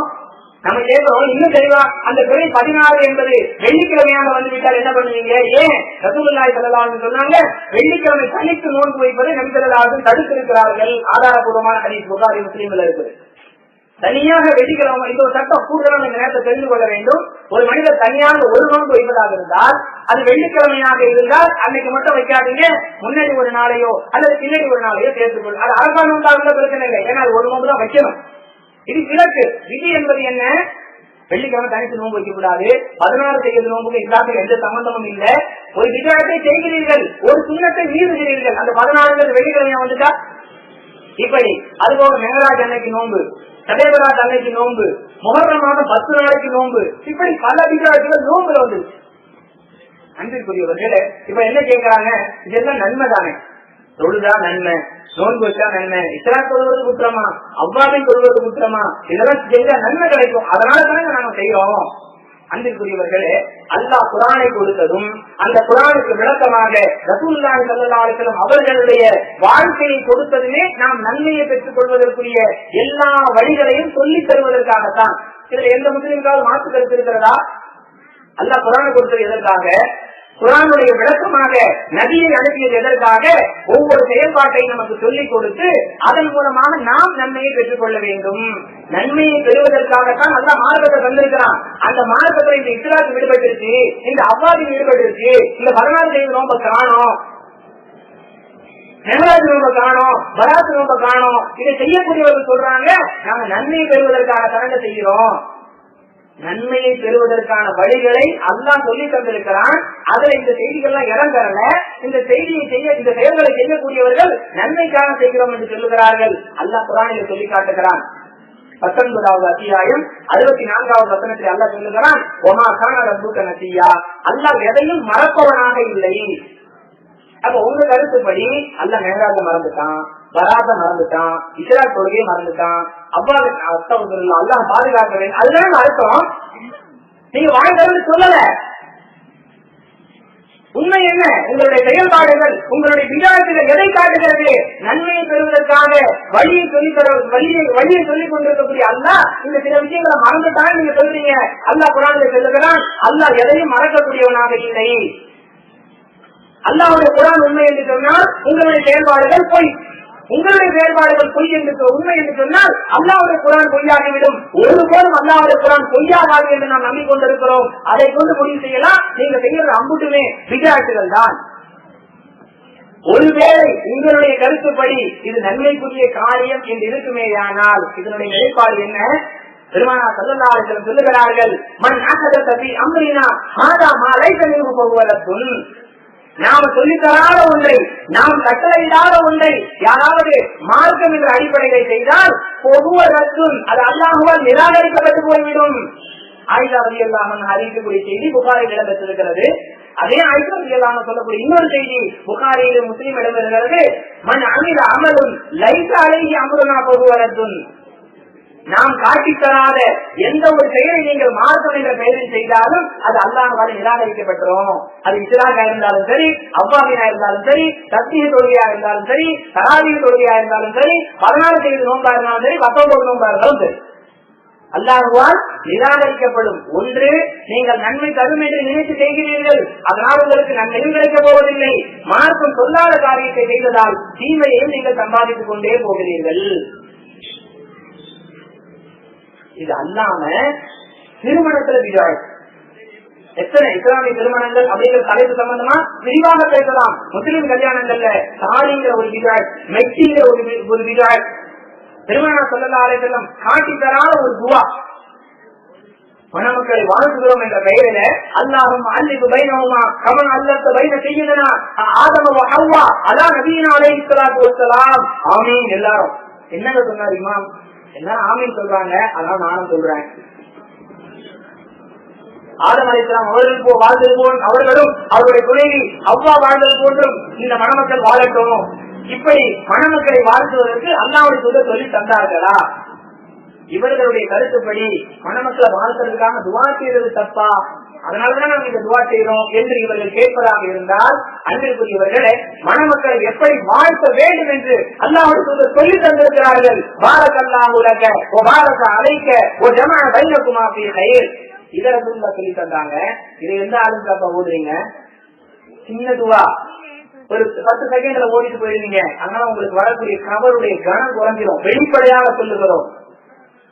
அல்லாஹ்வும்ம அல்லிஃப் பைனஹுமா, ஆதம்ல ஆரம்பிச்சு இப்ராஹீம் சாராவ ஹாஜரா, மூசாவ சபூரா, யூசுப் சுலைகா, அய்யூப் ரஹீமா. புதுசா ஒருத்தர் காயப்பட்டதுக்காக ஒருத்தர் கட்ட விட்டு இருக்காரு, யாக்கூப் ராஹிலா. யாக்கூப் அலைஹிஸ்ஸலாம் மனைவி ராஹிலா எந்த குர்ஆன் வசனத்துல இருக்குது? அது எந்த ஹதீஸ்ல பாத்தீங்க? அவர் கொஞ்சம் கூடுதல் அவருடைய கனத்தை அதிகப்படுத்துறதுக்கு துஆவுடைய நீளத்தை கூட்டிக் கொண்டே போறார். பகிரங்கமான விஜயம், அல்லாஹ்வுடைய தூதர் காட்டி தராத மார்க்கத்தை கூட்டி தோண்டி புதைக்கக்கூடிய இந்த விஜயத்துகளை மார்க்க அறிஞர்கள் அரங்கேற்றுகிறார்கள். பொதுமக்கள் அதை பின்பற்றுகிறார்கள். களையப்பட வேண்டுமா இல்லையா? இப்படியே போயிட்டு இருந்துச்சுன்னா இஸ்லாத்துடைய தூய தன்மை என்பதே இல்லாமல் ஆகிவிடுமோ என்கிற அச்சம் ஏற்பட வேண்டும். அன்பிற்குரியவர்களே, அதோட நிக்கிறதில்ல, திருமண மதுராசத்தை குத்துபாங்கிற பேர்ல ஒரு ஆர்ப்பாட்டம். அதுக்கு பிறகு நிறைய ஊர்கள் இருக்குது, பெண் இருக்கக்கூடிய இடத்துக்கு அந்த மணமகனை அழைத்து சென்று அங்க ஒரு பாத்தியா. அல்லாஹ் அக்பர். தூய இஸ்லாம் இன்று கலங்கப்பட்ட இஸ்லாமாக ஆகி நிற்கிறது என்று சொன்னால், இந்த உலமாக்களுடைய பெரும் பங்கால் விஜயத்துகள் இந்த மார்க்கத்தில் திணிக்கப்பட்டுக் கொண்டிருக்கிறது. அதன் காரணமாக தூய இஸ்லாத்தை விட்டு ஏகத்துவ எழுச்சியால் ஒரு பக்கம் மக்கள் வென்றெடுக்கப்பட்டுக் கொண்டிருக்கிறார்கள், ஒரு புறம் தோல்வி ஏற்பட்டுக் கொண்டிருக்கிறது என்பதை யாரும் மறுக்க இயலாது. இதெல்லாம் இல்லாம இறந்து போனவங்களுக்கு நன்மையை ஏற்றி வைக்கிறோம் என்ற பெயரில் பல விளையாட்டுகள், கபிரஸ்தான்ல கல்வி ஓதுறதுல ஆரம்பிச்சு விளையாட்டுடைய தொடர்ச்சி 3ஆம் பாத்தியா, 8ஆம் பாத்தியா, 10ஆம் பாத்தியா, 20ஆம் பாத்தியா, 40ஆம் பாத்தியா, வருஷ பாத்தியா, இப்படி விளையாட்டுடைய எண்ணிக்கை கூடிக்கொண்டே போகிறது. இதெல்லாம் போதாதுன்னு சொல்லிட்டு சீசன் விளையாட்டுன்னு சில விளையாட்டுகள் இருக்கு. அது வந்து ரெகுலரா அந்தந்த சீசன்ல நடந்து கொண்டே இருக்கும். உதாரணமாக முஹர்ரம் மாசத்துல அரங்கேற வேண்டிய சில விளையாட்டு அதை கடைசியா வச்சிருவோம். என்ன, அது மிக வலியுறுத்தி சொல்ல வேண்டிய ஒரு தேவை. அதுக்கு அடுத்து சஃபர் மாசம் வருது. சஃபர் மாசத்துல என்ன செய்யறாங்க? கடைசி புதன்கிழமை அன்னைக்கு என்ன தேய்ச்சி குளிக்கணும், என்ன தேய்ச்சி குளிக்கிறதுக்கு இதுல உடம்பு சூடாயிருச்சு, அதனால குளிக்கிறது மருத்துவ ரீதியான தவறு இல்ல, அது ஒரு புண்ணிய காரியம் என்று நினைத்துக் கொண்டு சஃபர் மாசத்துடைய கடைசி புதன்கிழமை என்ன தேய்ச்சி குளிக்கிறது. ஏங்க அப்படி செய்றீங்க? அந்த மாதம் முழுவதுமே பீடை மாதம், எந்த நல்லதும் செய்யக்கூடாத ஒரு மாதம். அந்த மாதத்துடைய பீழைத்தனத்தை குளித்து கட்டுவதற்காக கடைசி புதன்கிழமை என்ன தேய்ச்சி குளிக்கிறோம். மா இலையை எடுத்து சலாமுன் கவுலும் ரஹீம் குர்ஆன்ல உள்ள ஒரு வசனத்தை மையால எழுதி அதை கழுவி குடிச்சிட்டு எண்ணெய் தேய்ச்சி குடிச்சு புத்தாட ஊற்றி கொள்ளணும். இது என்ன? இதுக்கும் இஸ்லாத்துக்கு என்னங்க சம்பந்தம்? அல்லாஹ்வுடைய தூதர் இப்படி செய்திருக்கிறார்கள், ஆனால் அதற்கான காரணம் சொல்லப்படவில்லை என்று சொன்னால் அதை நாம் ஏற்றுக்கொள்ளுகிறோம். பெருமானா ஸல்லல்லாஹு அலைஹி வஸல்லம் இப்படி என்ன தேய்ச்சி குடிச்சாங்க, சஃபர் மாத கடைசி புதன்கிழமை மாயிலை எழுதி குடிச்சாங்க, கடைசி குடிச்சாங்க, அதனால் நாம் செய்கிறோம். அதற்கான காரணம் ஹதீஸில் சொல்லப்படவில்லை என்று சொல்லுங்கள். அப்படி சொல்றது உங்களுக்கு பிராணி இல்லை. ஏன்? அதற்கான ஆதாயம் எங்கேயும் இல்லை. எந்த நல்ல காரியங்களும் செய்யறது இல்ல. பொதுமக்கள் வந்து கேட்கறாங்க, அஜர்கிட்ட, அஜர்த்து நான் அடுத்த வாரம் குடிக்கலாம்னு இருக்கிறேன், வீட்டு வேலை எல்லாம் முடிஞ்சிருச்சு, அந்த காலண்டரை எடுப்பா. எனக்கு காலண்டர் கூட எழுதி எடுக்க மாட்டாங்க, அது ஒரு வேலை ஆள் எடுத்து பார்த்தா சஃபர் 12 வருது, இன்னும் சஃபருக்கு 18 நாள் இருக்குது, ஒரு 18 நாள் அப்படியே விடுங்க, சஃபர் முடிஞ்சு ரபியுல் அவ்வல் வருஷம் பார்க்கணும். அது சிறப்பான மாசம், 9 மாசம். சஃபர் மாசத்துல இப்படிப்பட்ட சீசன் ரபியுல் அவ்வல் வந்து விட்டால் இந்த ஒட்டுமொத்த விஜயத்துடைய குத்தகைதாரர்களுக்கு பெரிய வருவாய். 12 நாட்களும் மௌலிதுங்கிற பேர்ல சிறுக்கான வார்த்தைகளை சொல்லக்கூடிய அந்த கவிதைகளை பாடி தங்களுடைய வருமானத்தை அதிகரித்துக் கொண்டு தங்களுடைய வாழ்க்கையை வளப்படுத்திக் கொண்டு அதற்கு மகளம் வைத்தார் கொண்டு 12 அன்னைக்கு மீராது விழாங்கிற விஜய், ரசூலுல்லாஹ்வுக்கு பிறந்த நாள் கொண்டாடக்கூடிய விஜய். என்னங்க மார்க்கத்தில் இப்படி ஒண்ணு இல்லையே. இவர்கள் ரசூலுல்லாஹ் மீது பிரியமில்லாதவர்கள், இந்த நஜாத்துக்காரர்கள், இந்த வஹாபிகள், ரசூலுல்லாஹ்வை நேசிக்க தெரியாதவங்க. நம்ம ரசூலுல்லாஹ்வுடைய நேசத்தால் இந்த மீராவை கொண்டாடுகிறோம். இவர்களுக்கு ரசூலுல்லாஹ்வுடைய நேசமே இல்ல. அன்பிற்குரியவர்களே, அல்லாஹ்வுடைய தூதருடைய சஹாபாக்கள் அல்லாஹ்வுடைய தூதரை நேசித்தது போன்று நம்ம யாரும் நேசிக்க முடியுமா? அந்த நபி தோழர்களிலே யாராவது ஒருத்தர் மீலாது கொண்டாடினார்கள் என்று ஒரு ஹதீஸ் ஆதாரம் வேணாம், வரலாற்று ரீதியான ஒரு ஆதாரத்தை காண்பித்தால் கூட நாம் அதை ஓகே சொல்லலாம். அல்லாஹ்வுடைய தூதர் சொல்லித் தராத, அல்லாஹ்வுடைய தூதரின் சஹாபாக்கள் செய்து காட்டாத இப்படிப்பட்ட மீலாதுங்கிற விதத்து ரபியுல் அவ்வல் அரங்கேறி கொண்டிருக்கிறது. அதுக்கடுத்து ரபியுல் ஆகிற ஒரு சீசன் விதத்து என்ன, 11 நாட்கள் மௌலூது ஓதி முஹியத்தின் ஆண்டலை கந்தூரி, இப்படி போயிட்டே இருக்குது ரபியுல் ஆகிரல. அதுக்கப்புறம் ஜமாத்துல் அவ்வல் ஜமாத்துல் ஆகிர், தமிழகத்தில் இருக்கக்கூடிய எல்லா தர்காக்களையும் ஒட்டு மொத்தமா சந்திரகுலம் நடக்கிறது அந்த 2 மாசம் தான். எல்லா அவுளியாக்களும் பேசி மௌத்தானாங்களா என்ன தெரியல. அது சந்திரகுலங்கள் என்னங்க, அந்த தர்காவில் இருக்கக்கூடியவருடைய நினைவு நாள், வருடாந்த நினைவு நாள். நோட்டீஸை பார்த்து வாசகம் நம்ம சொந்தமா சொல்லல, தர்கா நோட்டீஸ்ல சந்திரகுல நோட்டீஸ் உள்ள வார்த்தை என்ன, ஏதோ ஒரு அவுளியா பேரு, ஏதோ ஒரு ஆசிக்கலி, இந்த பகுதியிலே சமாதி அடைந்திருக்கக்கூடிய மகான் ஆசிக்கலி அவுலியா அவர்களுடைய ரஹ்மத்துல்லாஹி அலைஹி அவர்களுடைய வருடாந்திர திருச்சந்தன கூட உருசு வைபவம். குறிப்பா தமிழகத்தில் உள்ள பெரும்பாலான தர்காக்களையும் இந்த ஜமாத்துல் அவ்வல் ஜமாத்துல் ஆகிர் அந்த 2 மாசத்துல சந்திரகுலங்கள் எல்லாம் அரங்கேறும். அதுக்கப்புறம் என்ன, ரஜபு மாசம் வருது. ரஜபு மாசம் வந்து என்ன, இனிப்பான மாசம். என்னங்க, பூரி பாத்தியா ஊதுற மாசம். தமிழகத்துடைய பெரும்பகுதிகள் வடார்காடு மாவட்டத்துல, இன்னும் மதுரை நேரு தாலுகா பகுதிகளில் எல்லாம் அந்த ரஜப் மாதம் வந்து விட்டால் பூரி, அந்த பூரி எப்படிப்பட்டதா இருக்கும்னு சொன்னா வித்தியாசமான சாதாரண சாப்பிட பூரி இல்ல, அந்த பூரிக்குள்ள மேவான்னு சொல்றாங்க உருது வார்த்தையில. ரொம்ப டெலிஷியஸ் ஃபுட். வெளிப்படையா பார்த்தோம்னு சொன்னா அது ஒரு உயர்ரக உணவு.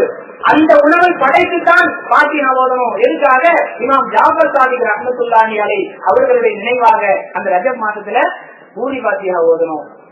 இது எல்லாத்தையும் தளபதிகளாக நின்று வழிநடத்தக்கூடியவர்கள் மார்க்க அறிஞர்கள். திரும்ப திரும்ப அந்த கருத்தை பதிவு செய்து கொண்டிருக்கிறோம். உங்களிடத்துல சொல்லுகிறோம், அன்பு சகோதரர்களே, ஆலிம் பெருமக்களே, இந்த சமுதாயத்தை வழிநடத்த வேண்டிய பொறுப்பில் நீங்கள் இருக்கிறீர்கள். இது சமுதாயத்திற்கு சொர்க்கத்திற்கு செல்லக்கூடிய வழி எது என்பதை காட்ட வேண்டிய தளபதிகளாக நீங்கள் இருக்கிறீர்கள். அல்லாஹ்வுடைய தூதருடைய விஷயங்கள் உங்களுக்கு பாடமாக போதிக்கப்பட்டிருக்கிறது. அதை மறந்துவிட்டு மக்கள் செய்யக்கூடிய மார்க்கத்திற்கு முரணான காரியங்களை தடுக்கல ஒரு பக்கம், அதற்கு துணை போய் கொண்டிருக்கிறீர்கள். அன்பிற்குரிய சகோதர சகோதரிகளே, இப்ப நம்ம வீடுகள்ல அல்லது நம்ம உறவினர்களுடைய வீடுகள்ல அல்லது நமக்கு தெரிந்தவர்களுடைய வீடுகளில இது போன்ற பூரி பாத்தியா இருக்கும் என்று சொன்னால் தெளிவாக சொல்ல வேண்டும், மார்க்கத்திற்கும் இதுக்கும் எந்த சம்பந்தமும் இல்லை. இது ரஜப் மாதத்துல நடக்கக்கூடிய ஒரு கொண்டாட்டம். சில பகுதிகளில் ரஜபு ஈதிலே தெரியுது, ரஜபு கொண்டாட்டமே தெரியும் இந்த பூரி பாத்தியாவுக்கு. அதற்கு அடுத்தாறு போன்று அந்த ரஜப் மாதத்திலேயே 27 அன்னைக்கு மெஹராஜ் கொண்டாட்டம் பேர்ல நபிசல்லாஹு மெஹராஜ் போனார்கள் என்பது சரியான செய்தி. அது எப்ப போனாங்க, ரஜப் மாதம் தானா, 27 தானா என்பதற்கு எந்த ஆதாரமும் இல்லை. அன்னைக்கு சில விசாரிச்சுகள் இரவெல்லாம் தொழுக, நோட்டீஸ போட்டு பள்ளிவாசல் அலங்கரிச்சு சீரியல் செட்டை போட்டு கடமையான தொழுகையை தொழுவதற்கு தடுக்கிறார்கள். அன்னைக்கு இஷாவுக்கு வந்திருக்க மாட்டான், மறுநாள் சுபுவுக்கும் வர மாட்டான். அப்படிப்பட்டவன் இரவெல்லாம் புத்தாறு முடிச்சு கொண்டு பள்ளிவாசல் விழுந்து விழுந்து என்னங்க நோட்டீஸ பக்கத்துல வச்சுக்கிட்டு 100 ரக்கா தொழணும், ஒவ்வொரு ரக்காத்திலையும் புல்வதா 100 முறை ஓடணும். பாத்துக்கலாம் சீக்கிரம் முதல் 2 ரக்காத்து ஓகே. சுபு தொழுகிற காலம் இரவு 10 மணிக்கு 12 மணிக்கு பள்ளிவாசல் நிரம்பி வடியுது, எல்லா வேணும் ஓடுது, எல்லா லைட்டும் எரியுது. சுபு தொழுகிற பார்த்தா 1 ரக்கா வழக்கம் போல. அன்பிற்குரியவர்களே, இதுவெல்லாம் இஸ்லாம் சொல்லாத ஆனால் இஸ்லாத்தின் பெயரால் அரங்கேறக்கூடிய விளையாட்டுகள் இந்த ரஜத்துல. அதே போன்று ஷாபான் வந்திருக்கு சொன்னா சபை பலாத்து நபிகள், ரமலான் வந்துவிட்டது என்று சொன்னால் அல்லாஹ்வுடைய தூதர் கடைசி 10 நாட்கள் தான் லைலத்துல் கத்ரை தேட சொன்னாங்க. 27 ஒரு நாளை குறிப்பாக்கி அந்த நாள்ல ஏராளமான விளையாட்டுகள். அன்பிற்குரியவர்களே, இப்படி சீசன் விளையாட்டு என்று சொல்லக்கூடிய பருவகால விளையாட்டுகள் என்று சொல்லக்கூடிய பட்டியல்ல பிரதானமான விளையாட்டாக இடம்பெறக்கூடியதுதான் இந்த முஹர்ரம் மாதத்தில் நடக்கூடிய விளையாட்டு. பலருக்கு தெரியாமல் இருக்கலாம், சிலர் தெரிந்தும் என்ன செய்யறதுங்கிற ஒரு குழப்பமான மனநிலையில இருக்கலாம். இஸ்லாத்துல இல்லாத ஆனால் இஸ்லாத்தின் பெயரால் அரங்கேற்றப்படக்கூடிய அதிகமான விளையாட்டுகள் இந்த முஹர்ரம் மாதத்தில் நடக்குது. முதல் விளையாட்டு என்ன தெரியுங்களா, அந்த முஹர்ரம் மாத முதல் 10 நாட்கள் கருவாடு மீன் சாப்பிடக்கூடாது. பெரும்பாலான முஸ்லிம் சமுதாயம் இதை ஒரு புண்ணியமான காரியமாக எடுத்துக் கொண்டிருக்கிறார்கள். முஹர்ரம் மாதம் முதல் 10 நாட்கள் சில பகுதிகளில் 1 மாதம் முழுக்க சாப்பிடாம இருக்கிறாங்க. அவங்க ரொம்ப பக்தியா இருக்கு கொள்வது. 1 மாதம் முழுக்க மீன் சாப்பிட மாட்டோம், கருவாடு சாப்பிட மாட்டோம். ஏங்க, அதெல்லாம் கவுச்சி பொருள். ஏன் ஆட்டுக்கறி கூட தான் கவுச்சி, அது சாப்பிடுறாங்களே. ஒரு நிலைப்பாடு எடுக்கிறார்கள் என்று சொன்னால் அவர்கள் கருத்துப்படியாவது அது சரியா இருக்கணும். ஆட்டு இறைச்சி, கோழி இறைச்சி, மாட்டு இறைச்சிலாம் பிரச்சனை இல்லை, கருவாடு மீன் மட்டும் அசைவோம். ஏன் சாப்பிட மாட்டாங்கிற காரணத்தை பிறகு அவங்க சொல்ற காரணத்தை நம்ம சொல்லுவோம். அதுபோக முஹர்ரம் மாதம் முதல் 10 நாட்கள் கணவன் மனைவி குடும்ப வாழ்க்கையில் ஈடுபடக்கூடாது. அன்பிற்குரியவர்களே, அதுக்கு ஒரு நாளைக்கு முந்தைய ஒரு சகோதரனுக்கு திருமணமாக இருக்கிற உதாரணமாக துல்ஹஜ் மாதம் 29 அல்லது 30 அந்த மாதத்துடைய கடைசி நாள் என்னைக்கோ அன்றுதான் திருமணமாக இருக்கிறது ஒரு பையனுக்கும் ஒரு பெண்ணுக்கும். முஹர்ரம் பிறந்திருக்குன்னு மறுநாள் சொல்லிட்டு 2 பேரையும் பிரிச்சு வச்சிருக்காங்க. அந்த பொண்ணு அவங்க அம்மா வீட்டுக்கு கூட்டு போயாரு. இஸ்லாத்தில் இப்படி ஒரு நிலைப்பாடு இருக்கிறதா? இதை செய்ய வேண்டும், இதை செய்வது இபாதத், இதை செய்வதால் நன்மை என்று இருந்தால் குர்ஆன்ல காட்டுங்க அல்லது ஹதீஸ்ல காட்டுங்க. எந்த சும்மா மேடையிலாவது இது தவறு என்று ஒரு சில சகோதரர்கள் ஏதோ ஒரு சில ஆலயங்கள் சற்று தைரியத்தோடு சொல்லுகிறார்கள். சொல்லிட்டோம், அசருக்கு என்ன நிலைன்னு தெரியல சொல்ற. இன்னைக்கு கொஞ்சம் சௌரியமாக்காரங்க பார்த்து போட்ட நோட்டீஸ பார்த்து சும்மா இருக்கிற விஷயங்களை சொல்லிட்டேன், ஆனா அசர்ல என்ன நடக்கும் தெரியல பாய். இப்படி சொல்லக்கூடிய சில ஆலயங்கள் உண்மை என்ன சொல்ல வேண்டும். முஹர்ரம் மாதம் கணவன் மனையை பிரித்து வைக்கக்கூடிய ஒரு மாதம். எப்படி வேற்று வேற்று கொள்கையுடையவர்கள் சில மாதங்களை கீழே மாதங்களாக ஆக்கிக் கொண்டு கம்பெனிகளை பிரித்து வைப்பார்களோ அந்த பிஜாட் இஸ்லாத்துல புகுந்திருக்கு. அதுபோல இந்த 10 நாட்களும் ஒரு குறிப்பிட்ட ஒவ்வொரு பகுதியை ஒரு இடத்தை தேர்வு செய்து கொண்டு அதுக்கு சில செட் எல்லாம் போட்டு பச்சை கலர் பேக்ரவுண்ட் ஸ்கிரீன் எல்லாம் கட்டி வச்சுக்கிட்டு பித்தளையால் செய்யப்பட்ட 5 விரல்களை போன்ற ஒரு கையுடைய அமைப்பை போன்ற ஒரு பித்தளை பொருள், வேற ஒன்றும் இல்லாது, பித்தளையால் செய்யப்பட்ட ஒரு பொருள். அந்த பொருளை வைத்துக் கொண்டு 5 பான், அந்த பாஞ்சுங்கிற உருது வார்த்தையிலிருந்து வந்ததுன்னா பஞ்சா. என்னது? பாத்திமா, அலி, ஹசன், ஹுசைன், ரசூலுல்லாஹி ஸல்லல்லாஹு அலைஹி வஸல்லம். இந்த 5 அங்க இருக்கலாம். இந்த 5 அங்க வச்சுக்கிட்டு அந்த முஹர்ரம் 10 நாட்களும் அதற்கு பூஜை புனஸ்காரங்கள், ஆராதனைகள், அதற்கு வணக்க வழிபாடுகள், அதற்கு பல்வேறு விதமான ஆராதனைகள் எல்லாம் செஞ்சு அது குறிப்பா என்ன செய்யணும்? உப்பு மிளகு தான் கொண்டு போகணும். அதுக்கு பாத்தி படையல் பண்ணுவதற்காக அந்த பஞ்சாவுக்கு படையல் பண்ணதுக்கு என்ன கொண்டு போகணும்? உப்பு மிளகு. அன்பிற்குரியவர்களே, யோசித்து பாருங்கள். உப்பு மிளகை வச்சுக்கிட்டு அந்த பஞ்சாவுக்கு படையல் போட்டு 10 நாட்கள் அதுக்கு செய்ய வேண்டிய காரியங்கள் எல்லாம் செய்வார்கள். இன்னும் சிலர் என்ன செய்வாங்கன்னு சொன்னா கொழுக்கட்டை செஞ்சு கொண்டு போய் அந்த பஞ்சாவுக்கு படைப்பாங்க. ஏன்? ஆண் குழந்தை கலக்கணும்னா அப்படி செஞ்சா கலக்குமா? அன்பிற்குரியவர்களே, கேலிக்காகவோ சிரிப்புக்காக சொல்லவில்லை. யாரெல்லாம் அதை செய்கிறார்களோ அவர்கிட்ட கேட்டு பாருங்க. உப்பு மிளகுங்கிறது பொதுவான பிரசாதம், கொழுக்கட்டை ஸ்பெஷல் பிரசாதம். யார் ஆண் குழந்தை வேண்டும் என்று வேண்டிக் கொண்டு பஞ்சாவுக்கு கொழுக்கட்டை கொண்டு போய் படைக்கிறாங்களோ அவங்களுக்கு கண்டிப்பா கொண்டு வரணும். அன்பிற்குரியவர்களே, விதரத்துங்கிறத விட இதுவெல்லாம் சிறுக்கென்ற படத்திற்கு போய்விடுகிறது. அதுபோக அந்த கடைசி நாட்கள் சில இடங்கள்ல 7வது நாள் அல்லது சில இடங்கள்ல 10வது நாள் என்ன செய்யறாங்க?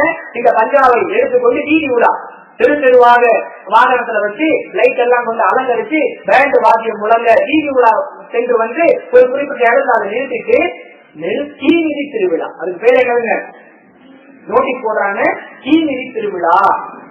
இவ்வளவு காரியங்களையும் செய்து சில பகுதிகளில் இதையும் மிஞ்சக்கூடிய வகையில அந்த பஞ்சாப் எடுத்து வீதி உலா போறாங்கல்ல, அப்ப தங்களை காட்டைகளால் அடித்துக் கொள்வார்கள், மேல கொண்டு கிழிச்சு கொள்றாங்க, உடம்புல அப்படியே பட்டப்பட்டையானது, ரத்தம் வழியுது. இத மக்கள் எல்லாம் கூட்டிட்டு வேடிக்கை பார்க்கிறாங்க. இவ்வளவு மூடத்தனங்களையும் செய்கிறார்கள். இதுக்கு என்னங்க காரணம்னு சொன்னா ஹுசைன் ரலியல்லாஹு அன்ஹு அவர்கள் கொல்லப்பட்டார்கள். அதனால் நாங்கள் துக்கப்பட்டிருக்கிறோம். எங்களுடைய துக்கத்தை, எங்களுடைய கவலையை வெளிப்படுத்துவதற்காக இந்த முஹர்ரம் கொண்டாட்டங்களை நாங்கள் செய்து கொண்டிருக்கிறோம். அன்பிற்குரியவர்களே, பஞ்சா வைப்பது இஸ்லாத்தோடு சம்பந்தம் இல்லாத காரியம். உப்பு மிளகு இஸ்லாத்துக்கு சம்பந்தம் இல்ல. கொலக்கட்டை நேற்றிக்காரனுக்கு ஆம்பளை பிள்ளைக்கும் செய்யற இந்த காரியத்துக்கு இஸ்லாத்துக்கு சம்பந்தம் இதெல்லாம் இல்லை. இதையெல்லாம் கடந்து ஏன் இதை செய்கிறார்கள் என்பதற்கு அவர்கள் சொல்லக்கூடிய காரணம், இமாம் ஹுசைன் ரலியல்லாஹு அன்ஹு அவர்கள் கொல்லப்பட்டார்கள்.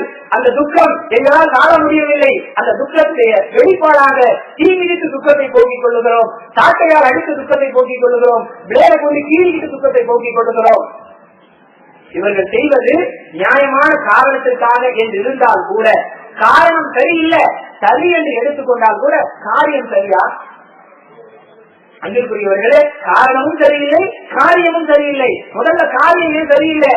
இதெல்லாம் இஸ்லாத்தோடு சம்பந்தம் இல்லாத விஷயங்கள். விட்டுருங்க. இஸ்லாத்தோடு சம்பந்தம் உள்ள விஷயமாக இருந்தாலும் கூட தங்களை வருத்திக் கொண்டு எந்த வணக்க வழிபாடுகளும் செய்வதை இஸ்லாம் ஒருபோதும் அனுமதிக்கல. நோன்பு கடமையான நோன்புங்க, அல்லாஹ் குர்ஆனிலே சொல்லுகிறான், யா அய்யுஹல்லதீன ஆமனூ குதிப அலைக்குமுஸ் ஸியாம் கமா குதிப அலல்லதீன மின் கப்லிக்கும் லஅல்லக்கும் தத்தகூன். இரண்டாவது அத்தியாயம் 183வது வசனத்தில் அல்லாஹ் சொல்லுகிறான், உங்களுக்கு முன்னாடி வாழ்ந்த மக்களுக்கெல்லாம் கடமையாக்கப்பட்டது போன்று உங்களுக்கும் நோன்பு கடமையாக்கப்பட்டிருக்கிறது. எதற்காக? லஅல்லக்கும் தத்தகூன், நீங்கள் இரையச்சம் உள்ளவர்களாக ஆக வேண்டும் என்பதற்காக. நாமெல்லாம் அல்லாஹ்வை பயந்து வாழ வேண்டும் என்பதற்கு அல்லாஹ் கொடுத்த ஒரு கடமை நோன்பு. அந்த நோன்பை பற்றி ரசூலுல்லாஹ் சொல்லும் பொழுது, அல்லாஹ் குர்ஆனிலே சொல்லும் பொழுது அல்லாஹ் சொல்றான், அல்லாஹ்வுடைய தூதர் சொல்றாங்க, நீங்க நோயாளியா இருந்தா அந்த நோன்பை விட்டுருங்க, நீங்க பயணத்துல இருந்தால் அந்த நோன்பை விட்டு விடுங்கள், நீங்க கர்ப்பிணிகளாக இருந்தால் அந்த நோன்பை விட்டுருங்க, பால் கொடுக்கக்கூடிய தாய்மார்களாக இருந்தால் அந்த நோன்பை விட்டு விடுங்கள், பிறகு நோற்று கொள்ளலாம். கடமையான ஒரு வணக்கம், இறையச்சத்தை போதிப்பதற்காக சொல்லித் தரப்பட்ட ஒரு வணக்கம். அந்த வணக்கத்தை கூட சிரமப்பட்டு செய்யக்கூடாதுன்னு சொல்லக்கூடிய இந்த இஸ்லாத்தின் பெயரால் இஸ்லாத்தோடு சம்பந்தம் இல்லாத இந்த பஞ்சாவை, தீமிதி திருவிழாவை, காட்டுவெளி போராட்டத்தை, பிளேடு கிளி ஊர்வலத்தை வணக்கத்தின் பெயரால் செய்யுங்க. உங்களுடைய காரியம் சரியா? ஒரு நபர் நபிசல்லாஹு மெம்பரில் இருந்து உரையாற்றிக் கொண்டிருக்கிறார்கள். ஒரு நபர் மஸ்ஜித் நபவிக்கு வெளியே வெயிலே நின்று கொண்டிருக்கிறார். ரசூலுல்லாஹ் ரொம்ப நேரமா பாக்குறாங்க, அவர் அங்கேயே நின்று கொண்டிருக்கிறார். அவரை கூப்பிடுறாங்க. ரசூலுல்லாஹ் சொல்றாங்க, அவர் என்ன ரொம்ப நேரம் வெயில நிற்கிறார், அவரை போய் என்னன்னு கேளுங்க. அந்த மனிதத்தை போய் கேட்கப்படுகிறது. அவர் சொல்லுகிறார், நான் சில நேர்ச்சிகளை செய்திருக்கிறேன். என்ன நேர்ச்சை? வெயிலே நின்று கொண்டே இருக்க வேண்டும். வெயில்ல இருக்கும் அது ஒரு நேர்ச்சை, நின்று கொண்டே இருக்க வேண்டும் அது ஒரு நேர்ச்சை, யாரிடத்தில் பேசக்கூடாது மௌன விரதம் அது ஒரு நேர்ச்சை, பிளஸ் நோன்பாளியாக இருக்க வேண்டும். 4 நேர்ச்சிகளை நான் செய்திருக்கிறேன் அப்படின்னு அந்த மனிதர் தன்னுடைய நோக்கத்தை சொல்லுகிறார். நோன்பாளியாக இருக்க வேண்டும், யாரிடத்தில் பேசாமல் இருக்க வேண்டும், நின்று கொண்டே இருக்க வேண்டும், வெயிலில் நின்று கொண்டே இருக்க வேண்டும். அப்படி 4 விஷயங்களை சேர்த்து ஒரு நேர்ச்சி செய்திருக்கிறேன். அல்லாஹ் சொல்றாங்க, முதல்ல ஒரு உள்ள கூப்பிடுங்க, வெயில இருந்து உள்ள வரட்டும், 2வது ஒரு உட்காரட்டும், பிறகு மக்களிடத்தில் பேசட்டும், நோன்பை நிறைவேற்றட்டும். நோன்பு மார்க்கத்தை அனுமதிக்கப்பட்ட ஒரு வணக்கம். அதுல கூட கூடுதலா ஒரு விஷயத்தை தலைப்போடு சம்பந்தம் இல்லாத இருந்தாலும் நாம் தெரிந்து கொள்ள வேண்டிய சட்டம். நேர்ச்சியை பொறுத்தவரை ஒரு சட்டத்தை நம்ம விளங்கணும். நம்ம இடத்துல பல விதமான நேர்ச்சிகள் இருக்கிறது. ஏதாவது ஒரு காரியம் நிறைவேறிவிட்டால் 100 ரக்காத் தொழுகிறேன், ஒரு காரியம் நிறைவேறிவிட்டால் 10 நோன்பு வைக்கிறேன். அன்பிற்குரியவர்களே, இதுவெல்லாம் தடுக்கப்பட்ட விஷயங்கள் அல்ல. ஆனாலும் இந்த நேர்ச்சியை பற்றி ரசூலுல்லாஹ் சொல்லும் பொழுது சொல்லுகிறார்கள், புகாரில உள்ள தனியான ஹதீஸ், நீங்கள் நேர்ச்சை செய்கிறீர்களே அது ஒண்ணு அவ்வளவு நல்ல விஷயம் இல்ல. ரசூலுல்லாஹ்வுடைய வார்த்தை, நேர்ச்சை செய்வதுங்கிறது அவ்வளவு நல்ல விஷயம் இல்ல. இருந்தாலும் உங்களுக்கு ஏன் நான் நேர்ச்சை செய்ய அனுமதி தருகிறேன் என்று சொன்னால், செல்வங்களுடைய செல்வம் வெளிக்கொண்டு வரப்படுவதற்காக. அப்ப நேர்ச்சி செய்யறதா இருந்தா சொல்லுகிறேங்கிறத விட நோன்பு வைக்கிறதுங்கிறத விட இது மாதிரி நேர்ச்சி செய்யணும். என்னது? என்னுடைய இந்த சேவை முடிந்து விட்டால் ஒரு 10 ஏழைகளுக்கு உணவளிக்கிறேன். செல்வம் வெளிக்கொண்டு வர போய் ஒரு தேவைன்னு கேட்டோம்னா தரமாட்டான். சில பணக்காரங்கள்லாம் ஜனவரி 27 பாபர் மசீத் பிரச்சனைக்காக போராட்டம் நடத்துறோம், ஏதாவது உதவி செய்யுங்கன்னு சொன்னா தரமாட்டார். படுக்கை ஆயிட்டாரு, 2 கிட்னியை வேலை செய்யறேன் டாக்டர் எல்லாம் கைவிட்டுட்டாங்க. அப்ப சொல்றார், என்னுடைய இந்த நோய் குணமாகிவிட்டால் நான் 100 ஏழைக்கு ட்ரெஸ் வாங்கிக்கிறேன். அப்படியாவது உங்களுடைய செல்வம் ஏழைகளுக்காக செலவழிக்கப்பட வேண்டும்ங்கிற நோக்கத்துல ரசூலுல்லாஹ் சொல்றாங்க, நேர்ச்சி செய்யுங்க, பிரச்சனை இல்ல. அது எப்படிப்பட்ட நேர்ச்சியாக இருக்கணும்? உங்க செல்வத்தை செலவிடக்கூடிய விதத்தை நேர்ச்சமே இப்படிதான் செய்யணுங்கிற ஒரு சட்டம். இப்படி சொல்ற மார்க்கத்தில் இருந்து கொண்டு நாங்கள் துக்கத்தை வெளிப்படுத்துகிறோம் என்று நெருப்பம் வெடிக்கிறதோ, அடித்துக் கொள்வதோ, கீறி கொள்வதோ என்ன வழக்கம்? அங்க ஆகக்கூடிய மொத்த ஒத்துழை நள்ளிரவுல தண்ணி அடிக்கிறது இல்லைன்னு சொல்லுங்க. யாரையாவது பச்சை தலப்பா, முழங்காலி கீழே ஜிப்பா, பார்க்கறதுக்கு ஏதோ பெரிய மார்க்கத்துடைய கலைகண்ட மாநிலை போன்ற ஒரு தோட்டம், சில கஞ்சா அடிக்கிற பயிலவோ தண்ணி அடிக்க பயிலவோ அந்த கஞ்சாவை அரங்கேற்றிக் கொண்டிருக்கிறார்கள். எந்த மார்க்க அறிவு இதை தவறு என்று அவர்களிடத்திலே சென்று சொல்லி இருக்கிறார். அல்லாவுடைய மாதம் பல கிளைகளிலே தமிழ்நாடு தௌஹீத் ஜமாத்தை சேர்ந்த சகோதரர்கள் நேரடியாக களம் கண்டு செல்லுகிறார்கள். அவங்க கேட்பாங்க, இல்ல அது வேற. அல்லாஹ் நமக்கு சொன்னது சொல்ல வேண்டும், எட்டு வைத்தது நம்முடைய கடமை. அவங்க கேட்க, என்ன நீங்க பெருசா சொன்னீங்க, போன வருஷம் சொன்னீங்க, இந்த வருஷம் செய்யறாங்க. அல்லாஹ் சொல்ல சொன்னா சொல்லிட்டோம். இந்த செயலை மார்க்க அறிஞர்கள் செய்து விளையாட்டுகளை விட்டு சமுதாயத்தை பாதுகாக்கிறதுக்கு ஏதாவது செஞ்சீங்களா? இப்படி முஹர்ரம் மாதம்ங்கிற பேர்ல பல அனாச்சாரங்கள், சந்தனக்கூடுங்கிற பேர்ல தர்காவில நடைபெறக்கூடிய அனாச்சாரங்கள், ஆண்களும் பெண்களும் ஒருவரோடு ஒருவர் ஒட்டி உரசி முட்டி மோதிக்கொண்டு கலந்து கொள்ளக்கூடிய விழாக்கள் அனைத்துமே மார்க்கத்துக்கு எதிரானதுதான். இந்த விளையாட்டுகளை களைய வேண்டிய அவசியம் நமக்கு ஏற்பட்டிருக்கிறது. இவை மார்க்கத்திற்கு சம்பந்தமில்லாத விஷயங்கள் என்று எடுத்து சொல்லி சமுதாயத்தை பாதுகாக்க வேண்டிய மிகப்பெரிய பொறுப்பிலே நாம் இருந்து கொண்டிருக்கிறோம். ஏன் பெருமானார் ஸல்லல்லாஹு அலைஹி வஸல்லம் சொல்லுகிறார்கள், ஈயாக்கும், உங்களை நான் எச்சரிக்கிறேன். எதுக்காக எச்சரிக்கிறாங்க? முஹதஸாத்தில் உமூர், மார்க்கத்திலே இல்லாத ஆனால் மார்க்கத்தின் பெயரால் புதிதாக புகுத்தப்படக்கூடிய அவ்வளவு விஷயங்களை விட்டு உங்களை நான் எச்சரிக்கிறேன். ஏன் எச்சரிக்கணும்? புது விஷயங்கள் வந்தா என்ன? குல்லு முஹதஸத்தின் பித்ஆ, புதிதாக வரக்கூடிய எல்லா விஷயங்களுமே விதாத்துகள் தான். ஒக்குள்ள விதாத்தின் வலாலா, ஒவ்வொரு விதாத்துமே வழிகேடு. ஒக்குள்ள வலாலத்தின் பின்னார், ஒவ்வொரு வழிகேடும் உங்களை நரகத்திலே கொண்டு போய் சேர்க்கும். மார்க்கம் சொல்லாத காரியம் ஆனால் மார்க்கத்தின் பெயரால் செய்யப்படுகிறது. அது நோன்பாக இருந்தாலும் சரி, தொழுகையாக இருந்தாலும் சரி, பஞ்சாவாக இருந்தாலும் சரி, சந்தனக்கூடாக இருந்தாலும் சரி, அது கொண்டு போய் சேர்க்கக்கூடிய இடம் நரகம் என்பதை பெருமானார் ஸல்லல்லாஹு அலைஹி வஸல்லம் அழகாக சொல்லி காட்டுகிறார்கள்.